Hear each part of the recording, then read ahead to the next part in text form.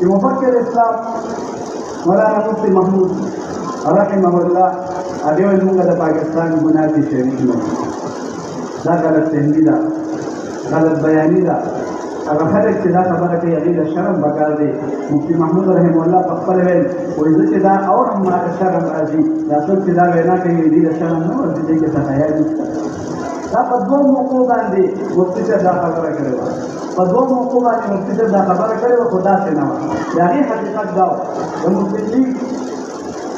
چې کوم مسلم لیګ و د هغې چودھري ظهور الحق د هغې رهنما و هغې ویل داسې ناستو یو موزیک او د مسلم لیګ باره کې خبره کېده او دوی ویل چې مسلم لیګ خو زموږ مور وه او بیا وایي هغې څه ونه بولې چې دا مور هم بدکاره شوه دې هم د مور باندې توجه ورکړې وه مسلم لیګ موږ خپله دا جومات موږ خپله مور ګڼله خو کار چې هغه مور کنجره وخته هغه مور بدکاره وخته د هغه مور جرمونه ډېر زیات دي د هغې ګناهونه دومره زیات شو چې موږ یې بلکل شمارلی نه شو مفتي محمود رحمه الله وایي ما ورته په خندا کې ویل چې ستاسو مور وه او د هغې ګناه وه موږ د هغې ګناه کې تاسو سره شریک نه وو موږ تاسو سره مسلم لیګ کې شریک نه وو ستاسو مور وه او د هغې ګناهونو کې تاسو شریک وئ موږ مسلم لیګ کې نه موږ د کانګرس کې وو موږ علمای هند کې وو موږ تاسو سره نه ستاسو د مور ګناه کې نه وو شریک مسلم لیګ ستاسو مور ده چې کومه ګناه یې کړې ده موږ سره دې ګناه کې نه وو شریک یو په دې موقع باندې ما دا خبره کړې وه دویم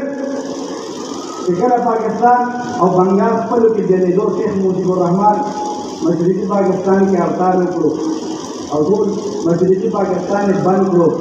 دلته پارلمان خلک راجمع کړل یو وخت یې ولېږلو چې داسې شیخ مجیب سره مذاکرات وکړي اوس تاریخ کې پاکستان کې دوه ټوټې کېدو چاته راته استادان ټول غوسه دي یو ټایم بنالي باندې نه ټول مختصر غونډې خبره کړې شیخ مجیب ته چې کوم وخت لاړو هغې کې مفتي محمود رحمه الله او خان عبدالولي خان دوی دواړه دوی ویل مونږ لاړو هلته شیخ مجیب ته مو ویلې چې هغه سره انګلک لګول هغه ویل چې ظلم او ستم شروع دی داسې شروع دي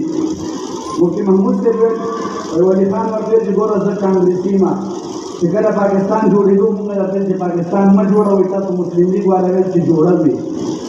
زه همغه کانګرسي یم زما پلار خان عبدالغفار خان د کانګرس و د پاکستان جوړېدو مخالف و چغې والې چې پاکستان نه دي جوړول پکار زه د همغه کانګرسي زوی یم او ته د مسلم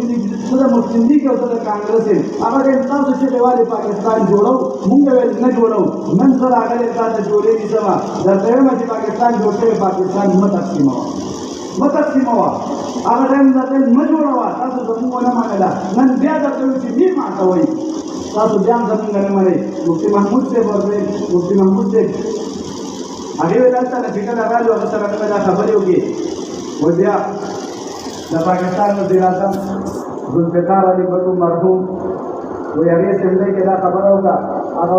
اپوزیشن لیډر دی مفتي محمود صاحب و او هغې ویل چې بنګال پاکستان چې دوه ټوټې شو مشرق پاکستان چې ډېر شو ورته یې ویل دا د اپوزیشن د وجې نه دا ستاسو د کردار د وجې نه چونکې اپوزیشن لیډر دغه وخت مفتي محمود صاحب و مفتي محمود صاحب پاڅېدو هغې ورته ویل موږ پاکستان تقسیم کړو وایي موږ خو د هندوستان د تقسیم هم مخالف وو موږ خو هندوستان تقسیم نه منلو د پاکستان تقسیم موږ څنګه کولی شو موږ چې تاسو هندوستان تقسیمولو هغه ټایم هم موږ چغېوالې چې هندوستان مه تقسیموئ موږ د تقسیم د وخت د سره مخالف شو نه د هندوستان تقسیم کې مونږ وو نه د پاکستان تقسیم کې مونږ وو هغه ټایم هم مونږ ویل چې تقسیم مه کوئ پاکستان چې تقسیمېدو زه عبدالولي خان په خپله لاړو شیخ مجیب ته مې ویل تا ته مینت وکړو چې پاکستان مه تقسیموئ که دا تقسیم چېرته ګناه ده نو دې ګناه کې مونږ درسره شریک یو دا ګناه تاسو کړې ده مونږ نه ده کړې د پاکستان تقسیم یې یادولو که دا ګناه ده نو دا تا کړې ده ذوالفقار علي بټو ته تا کړې ده شیخ مجیب ته یې تا کړې ده مونږ دې ګناه کې درسره شریک نه وو مونږ خو لاړو هغې ته مینت وکړو حقیقت دونه و خبره دونه وه دې له غلط رنګ ورکړی شو چې مونږ تقسیم نه دی د تقسیم د پاکستان مفتي محمود صاحب یادولو او دی د هندوستان هغه وخت تقسیم ته لاړو چې مونږ د تقسیم ګناه کې او د پاکستان جوړېدو ګناه کې شریک یو حالت کې داسې نه وه خبره چې څونه شوي هغه سیاق او سباق